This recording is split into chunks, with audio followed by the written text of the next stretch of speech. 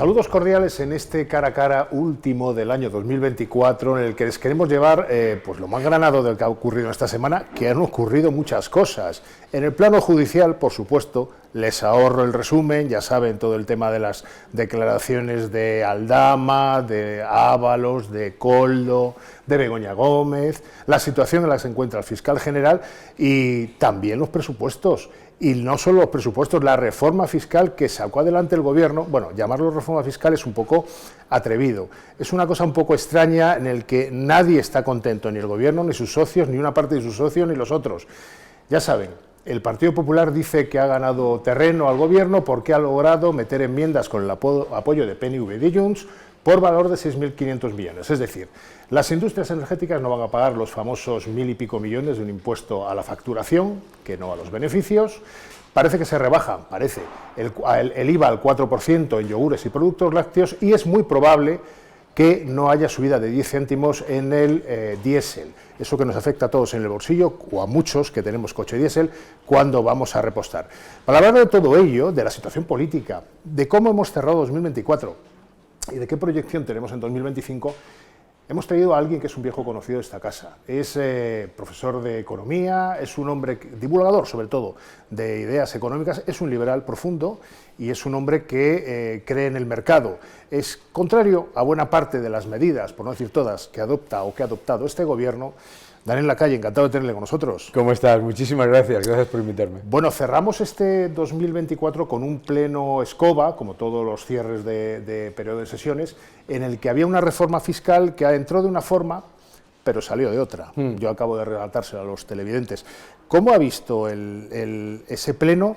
Y sobre todo, ¿no le sorprende la idea de María Jesús Montero, bueno, de Pedro Sánchez y del gobierno a pesar de que no tengo mayoría para sacar adelante el impuesto a las energéticas, y dos huevos duros, que diría mucho más, el lunes apruebo un decreto en Consejo de Ministros y lo vuelvo a traer? Claro. Bueno, es el gobierno de los gestos, ¿no? Entonces, hace algo, aunque sabe que no va a pasar, con el objetivo de, por lo menos, ir a esa coalición tan débil que tiene, con la que se mantiene en el poder, y decir, yo lo he intentado. A sus socios de ultraizquierda les dice una cosa, a sus socios de derecha nacionalista les dice otra, y luego, entre todos, pues tienen que buscar cómo lo aceptan o no lo aceptan. Es estrategia pura de sabiendo que no va a salir adelante, ¿no? Pero a mí lo que me parece absolutamente alucinante es esto del concepto de reforma fiscal, porque reforma es cambiar algo, una tendencia, y la tendencia no se cambia en nada. Aquí se está subiendo los impuestos a todo el mundo, aquí no se ha reformado absolutamente nada. Antes de meternos en harina de lo que es la reforma fiscal, vamos a ver, dice, no se va a aplicar el impuesto. Bueno, desde que lo apruebe el gobierno, hasta que se convalide o no, que parece ser que no se va a convalidar porque PNV y Junts no están por la labor, va a pasar un mes y pico, porque hasta febrero no hay periodo de sesiones. El gobierno dice que puede entrar en vigor el impuesto y luego ya que reclamen las energéticas. Claro. ¿Esto no genera inseguridad jurídica? Eso genera inseguridad jurídica y además la percepción constante de que el gobierno siempre tiene como objetivo poner un impuesto, sea contraproducente como lo es o no, saltándose cualquier tipo de forma de hacer las cosas de manera correcta. Y claro, el gobierno asume que cuando lleva a cabo estas medidas que generan inseguridad jurídica en el sector bancario o en el sector eléctrico, que eso da igual para el resto. Pero la realidad es que los inversores y las empresas de todos los sectores entienden perfectamente que están sujetas constantemente a una aleatoriedad en términos jurídicos con respecto a la regulación y con respecto a los impuestos que hacen inviable tomar decisiones de inversión a largo plazo. A eso quería preguntarle yo al señor Lacalle, porque el señor Lacalle, aparte de profesor de economía, de divulgador de ideas liberales en la economía, es un gestor, ha sido gestor, no sé si es gestor de fondo, con lo cual testa todos los días el estado de ánimo de los posibles inversores. ¿Qué dicen al respecto? A ver, los inversores lo han demostrado, para empezar. La inversión extranjera, último dato que hay, está un 40% por debajo de los niveles de 2018. 2024 hablamos. 2020, el último dato es el de finales de 2023, ahora el último dato de 2024 también caía la inversión, ¿de acuerdo? La inversión extranjera, y luego la inversión productiva en España, desde 2019 a 2024, está completa y absolutamente estancada. Todavía ha tenido un pequeño rebote, pero de la caída, el crecimiento de la inversión 2019-2023 es cero y es negativo, de hecho, y la inversión extranjera está cayendo, ha caído y está por debajo no solamente de donde debería estar, sino que está muy por debajo de los niveles de 2018. Entonces eso ya es una evidencia que en un país en el que está yendo muy bien la hostelería, y en el que ha habido mucha inversión en hostelería, el resto está sufriendo y está en un entorno en el que las empresas pues se encuentran que en energía las licencias son cada vez son un problema constante, que en cualquier sector, entre las trabas burocráticas, las trabas fiscales, etcétera, pues estamos perdiendo oportunidades constantemente. Dicho en términos económicos, hemos sustituido la inversión en capital físico y extranjero por el dinero que traen los 90 millones de turistas que nos visitan. Claro, si nosotros vemos las exportaciones, que han subido mucho, lo que ha aumentado fundamentalmente y de una manera espectacular son las exportaciones de servicios turísticos. Pero si miramos la economía, lo que se ha hecho literalmente ha sido sustituir la inversión productiva por el gasto público improductivo. Se ha disparado el gasto público entre 2019 y 2023 y la inversión no se recupera. Y la inversión es lo que supone en el futuro pues mayor productividad, mayor capacidad de generar puestos de trabajo y mejores salarios reales. O sea, ese es el problema. Eso es lo que hace que haya tanta contradicción aparente entre los datos, digamos, no de la propaganda gubernamental, de la información gubernamental y lo que dice la oposición y lo que dicen otros organismos como la OCDE. Es decir, España crece al 3%, es de los países de la OCDE que más crece, pero a la vez tenemos unos ratios, por ejemplo, en pobreza infantil, que son alarmantes. ¿Esto cómo se come? ¿Cómo se comparte? Perfectamente. Es muy fácil dopar el Producto Interior Bruto con gasto público, tirando de deuda y con inmigración. La inmigración es muy importante. El Producto Interior Bruto crece un 3%, pero el Producto Interior Bruto per cápita crece menos de la mitad. Eso es importante. Y además el Producto Interior Bruto per cápita entre 2019 y 2024, a pesar de que se han llevado a cabo varias revisiones retroactivas del Producto Interior Bruto muy significativas, se mantiene pues un poco más de un 1% por encima del nivel de 2019. Por lo tanto, ¿qué es lo que pasa? Algo muy fácil y muy típico de economías en las que se ha tirado de inmigración y se ha tirado de gasto público para, digamos, que los datos titulares salgan muy positivos, ¿no? Claro, el Producto Interior Bruto sale bien y sin embargo resulta que somos el país el cuarto país que más ha aumentado el nivel de carencia material severa de los países de la Unión Europea entre 2022 y 2023. Resulta que hemos pasado de ser el sexto en riesgo de pobreza a ser el tercero, solamente por detrás de Bulgaria y de Rumanía. Resulta, como tú dices, que dicen que hay récord de empleo y sin embargo la tasa de actividad y la tasa de empleo están estancadas. Claro, si aumenta el pluriempleo, obviamente generas un disfraz, no un disfraz, sino que los datos no reflejan la realidad. A eso quería llegar yo con el señor Lacalle. A ver, usted es muy crítico con las cifras de empleo, que proporcionan las estadísticas oficiales. Claro. Dice que hay maquillaje. ¿En qué consiste el maquillaje? Hombre, vamos a ver, lo primero que tenemos que entender cualquier persona es que el cambio normativo que hace que los fijos discontinuos inactivos pasen de computar como parados a computar como demandantes de empleo ocupados es un elemento esencial.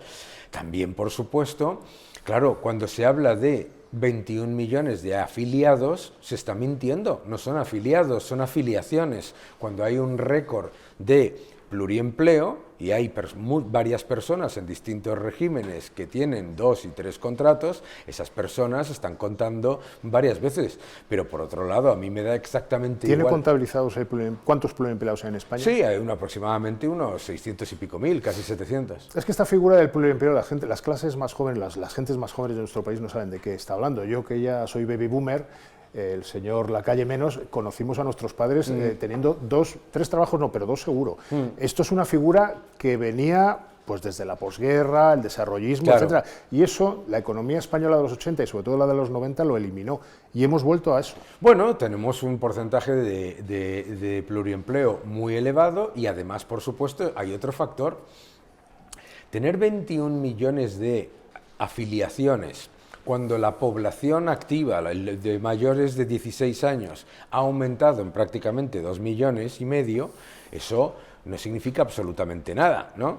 Por eso es tan importante mirar la tasa de actividad y la tasa de empleo. Qué casualidad, resulta que en ese supuesto récord de empleo, la tasa de actividad y la tasa de empleo están prácticamente estancadas, de hecho estancadas en el caso de la tasa de actividad, y las horas trabajadas por afiliación tampoco están creciendo como se supone. Entonces, no es que los datos sean incorrectos, sino que los datos hay que analizarlos. Claro, cualquier persona puede entender que si en España ha aumentado la población en 2,5 millones de personas, hacer comparaciones en números absolutos no sirve de nada, ¿no?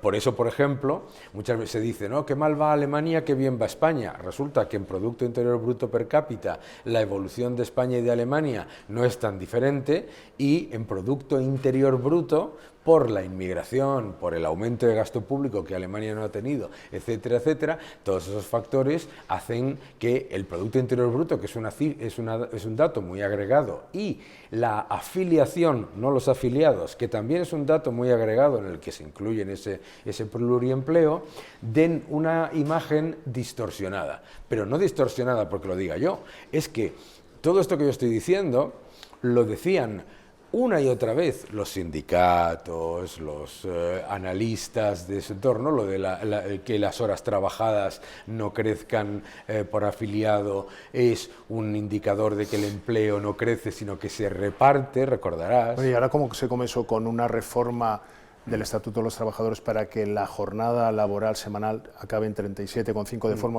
oficial para todo el mundo?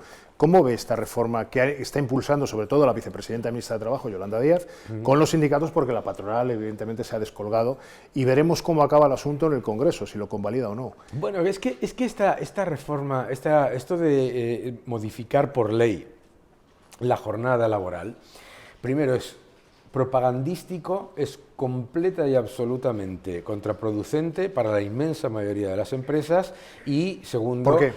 Denos un ejemplo. Porque, claro, España no es un país... Es que aquí se habla del empresariado en España como si fuesen unos señores que van por ahí con una chistera. En España la inmensa mayoría de las empresas son pequeñísimas empresas o microempresas. Para una microempresa, el aumento de coste, que Cepime estima en unos 11.200 millones para las empresas, es un factor extremadamente negativo que además le lleva a tener que tomar decisiones con respecto a contratar o no contratar en el futuro. Es decir, las empresas que estarían dispuestas a contratar más van a ver frenada su decisión, su decisión en muchos factores. Pero por otro lado... Perdona que haga de abogado del diablo. También cuando se subió el salario mínimo interprofesional, tantas veces como se ha subido en estos últimos 4 años, hubo un diagnóstico por parte de amplio sector del mundo analista económico de que esto podría generar desempleo.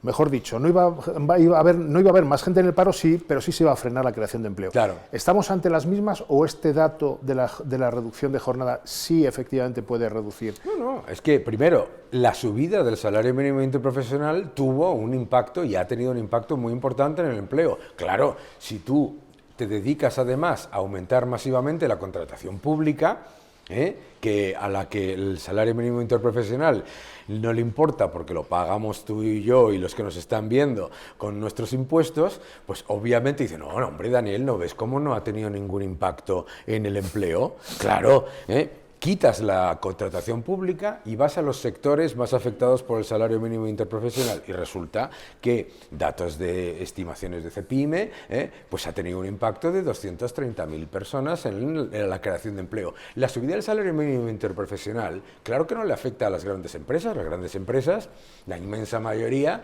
pagan más que el salario mínimo interprofesional. A quien le está perjudicando es a todas aquellas empresas que están perdiendo productividad y al perder productividad tienen menos capacidad para contratar. Por lo tanto, la falacia que nos venden es que nos decían, no, ustedes decían que iba a destruir empleo, es decir, que este es el empleo y iba a haber menos. No, es que de la tendencia y de la creación de empleo que debería estar teniendo, es decir, una economía que crece, según ellos, a estos niveles tan espectaculares, debería estar creando empleo como Irlanda o como Luxemburgo. España tiene un problema de productividad. Claro. Tiene desde hace, iba a decir décadas, sí, décadas. ¿Cómo puede afectar esta medida de, por decreto se baja todo el mundo a trabajar 37,5 horas a la semana? ¿Cómo afecta a la ratio de la productividad del país? Afecta mucho porque lo que hace es aumentar la precariedad real, la precariedad efectiva, que ha analizado FEDEA, por ejemplo, la precariedad efectiva, es decir, la duración de los contratos y las horas trabajadas, eso empeora seguro. Y además pasa una cosa, claro, al cambiarle el nombre de contrato temporal de obra y servicio o contrato estacional, etcétera, le llamas fijo, la temporalidad baja porque le has cambiado el nombre, pero si la duración del contrato es la misma y el tiempo que trabajas es el mismo, entonces la precariedad real se mantiene. Bien, ¿qué es lo que pasa?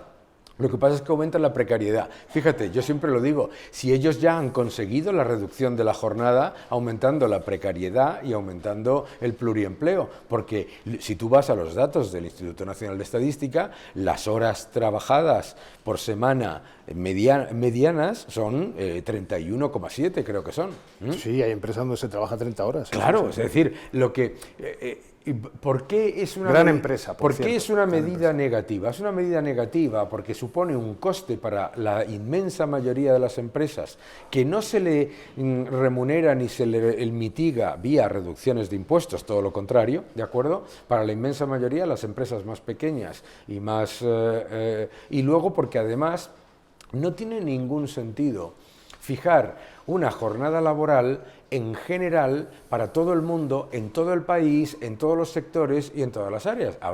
Eso se tiene que decidir y se tiene que acordar dentro de los contratos, libremente, por las personas. Al hacerlo de esta manera, le estás pasando un coste a las empresas y además lo que estás haciendo es que la precariedad efectiva, que lo vuelvo a repetir, la duración de los contratos, las horas trabajadas y el salario que se recibe por esos contratos, va a mantenerse muy precario o a aumentar. Estamos con Daniel Lacalle, que como ustedes ven es un... iba a decir un político, sí, fue político, ahora ya no es político, es analista, es economista y sobre todo es una persona elocuente, que no tiene pelos en la lengua, eso que decimos de forma coloquial. Hemos estado hablando de política económica estos 10 minutos. Yo quiero hablar ahora más de política que de economía, para hacer la proyección de 2025. Buenos deseos y menos buenos deseos. Primera pregunta, ¿va a haber presupuestos? ¿Cómo lo ven? ¿Va a haber presupuestos? Bueno, en España siempre hay presupuestos, porque si no se aprueban los presupuestos se prorrogan los anteriores. Este gobierno en 6 legislaturas ha prorrogado 3 veces. Ya, pero es que estamos con los presupuestos del 23, que claro, es legislatura anterior. Claro. Entonces, voy a decir una cosa que no es muy políticamente correcta, pero como estoy acostumbrado, lo diré. Ojalá no haya presupuestos. Porque ¿Por qué? Porque la única manera en la que puede haber presupuestos con esta coalición que tiene para mantenerse en el poder el gobierno es disparando el gasto y disparando los impuestos.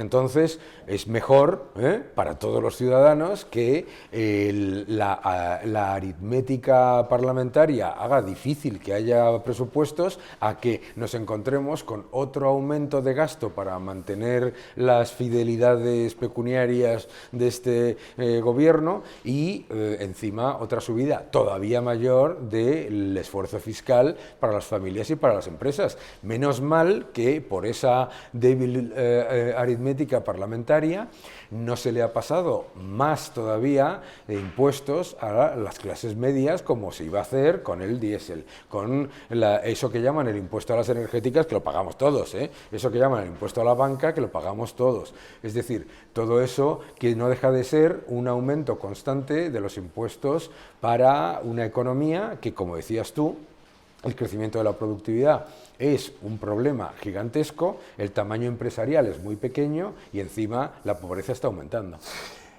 El Partido Popular, un partido del que fue dirigente este señor que tengo a mi derecha, está ufano, vamos a decir así, acaba 2024 contento porque cree que ha desatado el principio de todas las contradicciones entre los socios del gobierno. Por un lado Podemos, que arrastra para la izquierda, y por otro lado PNV y Junts, que arrastran a la derecha. No en vano han tumbado el famoso impuesto a las energéticas.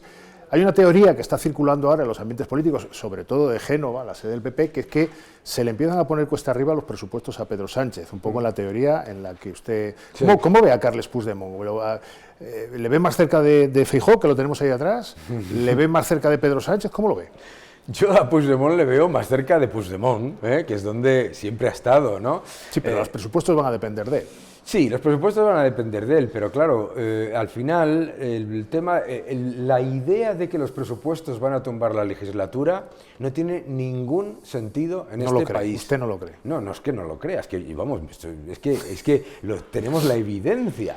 Llevo tantos años escuchando: no se van a aprobar los presupuestos, esto es el fin del gobierno. ¿De qué estamos hablando? Y la pregunta o la combinación no presupuestos y corrupción. Sí. ¿Eso? Bueno, ¿casos de corrupción en los tribunales? De aquí lo que tiene que pasar, yo recuerdo conversaciones con el Partido Nacionalista Vasco que decía que su línea roja era la corrupción. Me parece, además, legítimo y lógico, ¿no?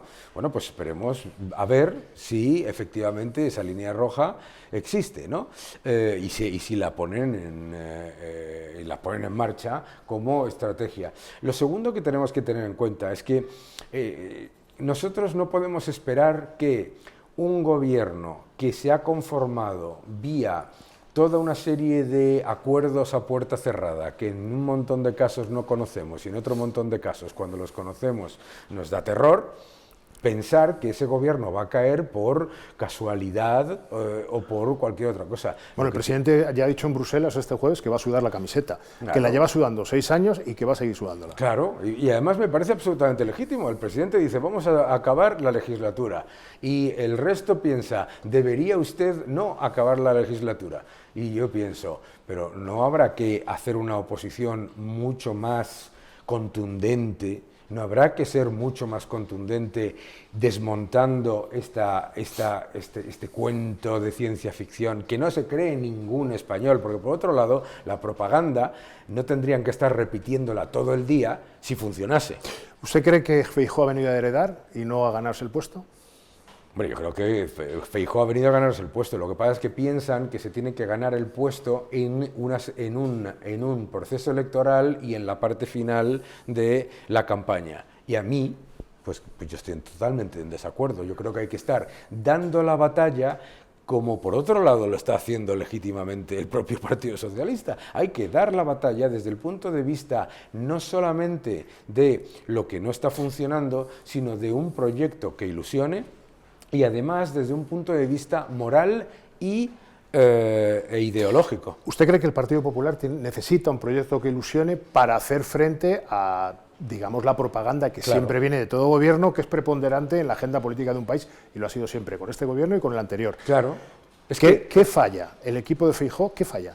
A ver, yo no sé qué es lo que falla. Yo lo que sí sé, no es una cuestión de criticar, lo que sí sé es que la idea de que vamos a vivir en una sociedad como en 1985, en la que todo, digamos, pues fluye de manera razonable entre un PSOE y un PP, que se lo acuerdan relativamente todo. Eso ha muerto hace muchísimo tiempo, pero muchísimo tiempo. Y el primero que lo entiende perfectamente es Pedro Sánchez. Y entonces, lo primero que ha hecho ha sido reideologizar al PSOE, con toda la lógica. Por lo tanto, lo que hay que hacer es recuperar los valores y los principios, porque tú no puedes venderle a la gente tecnocracia. La tecnocracia es una irrelevancia, es decirle a la gente que te presentas como el fontanero de la gotera que deja la anterior. Eso no dice nada. Tú lo que quieres es que la gente tenga un proyecto que le ilusione y que le defienda sus principios y sus valores. Si tú no tienes un proyecto que defiende sus principios y sus valores, pues entonces la gente empieza a pensar que tú vas a estar cambiando cada cierto tiempo dependiendo de las circunstancias. Eso no es lo que quiere la gente. Le voy a poner yo nombres y apellidos a esto que está hablando el señor Lacalle de forma muy diplomática. En el Partido Popular hubo muchas críticas, y en los entornos del Partido Popular, a ese acercamiento que ha hecho Alberto Núñez Feijóo a las políticas de conciliación del Gobierno con, bueno, nexos con los sindicatos, etcétera. ¿Usted es de los que se forma parte de ese bloque crítico? A ver, yo no puedo entender que se esté tomando una posición positiva o de conciliación con unos sindicatos que han sido absolutamente beligerantes. No beligerantes, sino que han sido absolutamente contradictorios con sus propias políticas. Todo esto que yo he dicho antes sobre el empleo... Usted no hubiera ido al Congreso de UGT. Lo decía, ¿eh? Usted no hubiera ido al Congreso de UGT en Barcelona si hubiera sido líder del PP. No, si yo hubiese sido líder del PP y me invitan al Congreso de UGT a Barcelona, hubiese recordado el número de personas de UGT que han sido detenidas y condenadas por quedarse el dinero de los parados, y hubiese dicho que los sindicatos no están siendo un frente para defender a los trabajadores, sino que lo que están siendo es un ente político que vive para defender al gobierno. Porque esto que yo he dicho de las horas trabajadas, esto que yo he dicho de la tasa de actividad, de la tasa de empleo, lo de la precariedad efectiva y no cambiarle el nombre al contrato y con eso ya hemos reducido la precariedad, todo eso... los líderes sindicales que de verdad defendían a los sindicatos, a los trabajadores, que yo he conocido algunos, eso lo decían sin paliativos, con gobiernos socialistas, con gobiernos de centro-derecha. Tenemos otro tipo de sindicatos, tenemos unos sindicatos y un partido socialista que yo, que acabo de volver de Argentina, recuerda mucho al kirchnerismo.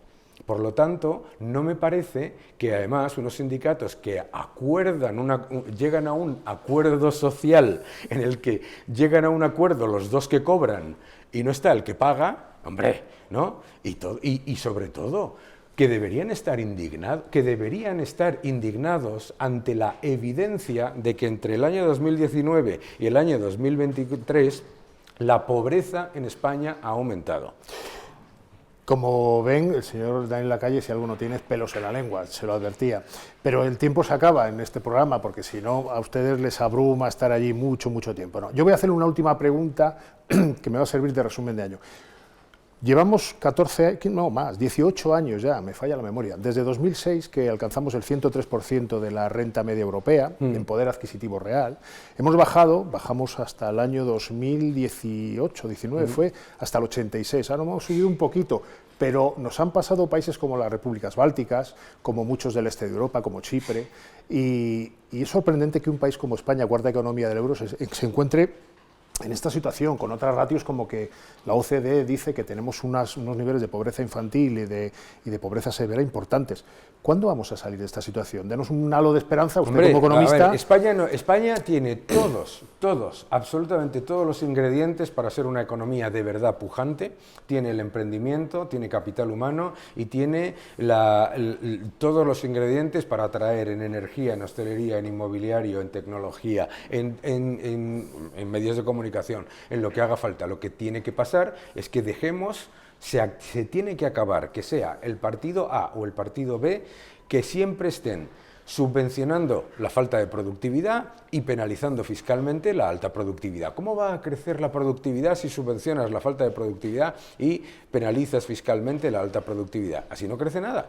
Y cuando penalizas el crecimiento empresarial, y cuando penalizas que cuando se invierte, si inviertes y ganas dinero, te lo roban, y si inviertes y pierdes dinero, te confiscan. Es una cosa que se tiene que cambiar, y por eso es tan importante que a todo ese engranaje y a toda esa enorme población que está trabajando más que nunca, que está haciendo todo lo posible por ahorrar, que le dicen que está la economía como un cohete y que cada día tienen más dificultades para llegar a fin de mes, hay que darles un proyecto realmente diferenciador en el que no solamente se esté hablando de ponerle un parche a los problemas que deja el anterior, sino que se hable literalmente de defender la propiedad privada, defender la libre empresa, sin complejos y sin la más mínima más mínimo cambio de pequeños... no. Se defiende la propiedad privada, se defiende la libre empresa, se defiende a los empresarios y se defiende a los contribuyentes. Y con eso se defiende a un Estado social. El Estado social endeudándote como estamos haciendo ahora, no se hace, con 2 billones de deuda. Poco menos que el señor Daniel Lacalle está pidiendo a Alberto Núñez Feijóo que se convierta en Milei, ¿no? Si no me equivoco. No te hace falta convertirse en Milei, es que la razón por la que Milei se ha hecho popular es porque lo que está haciendo es defender lo que toda la vida han defendido todos los partidos de centro-derecha, hasta que decidieron que había que abandonar eso que se llama la batalla cultural, que no deja de ser los principios y valores de toda la vida del liberalismo y del conservadurismo, y poner encima de la mesa que no se puede permitir que la narrativa la lidere la ultraizquierda, porque es lo que está ocurriendo en Europa. Lo que está ocurriendo en Europa es que el centro-derecha ha abandonado el debate ideológico, que es esencial para... La ideología es esencial para tener unos pilares básicos sobre los que construimos una sociedad. Si tú no tienes ideales, no tienes ningún proyecto. Sin ideales no hay proyecto. Y por lo tanto lo que hay que hacer es simplemente recordar que defender sin ningún tipo de complejo la libre empresa, la propiedad privada, el imperio de la ley, el respeto a los contratos, la legalidad internacional, que no se pone uno equidistante entre una narcodictadura y una democracia, que no se pone uno equidistante entre un régimen teocrático y asesino y una democracia liberal, que las equidistancias a lo único que llevan es a la mediocridad. Y que en esta vida hay una cosa que está muy clara: el consenso no se puede llegar cuando hay una parte que tiene no políticas equivocadas, sino las políticas que han demostrado llevarnos a la miseria. Entonces, en un país como España, que teniendo todo para ser un país rico, es un país pobre, que tenemos que recordarle a la gente que nos está viendo que España es más pobre en renta per cápita que el estado más pobre de todo Estados Unidos, Mississippi. Porque luego vamos dando lecciones. Bueno, yo le había pedido que acabáramos el año con algo en positivo. En positivo. Yo quiero que todos esos centenares, casi miles de empresas que he visto en estos años, que están luchando, que están mejorando, que están consiguiendo salir adelante, que están contratando, que están creciendo, no se encuentren con el momento en el que dicen no puedo, no debo crecer más porque voy a empezar a recibir ataques por parte del sector político. Nos quedamos ahí, Daniel Lacalle, ya ven, no tiene pelos en la lengua. Para bien y para mal, habrá debate. Eso es lo que buscamos aquí con este cara a cara y llevándoles todas las semanas por los temas más de actualidad. Les dejo hasta 2025, parece que está a la vuelta de la esquina, pero quedan 2 semanas. Bueno, nos vemos.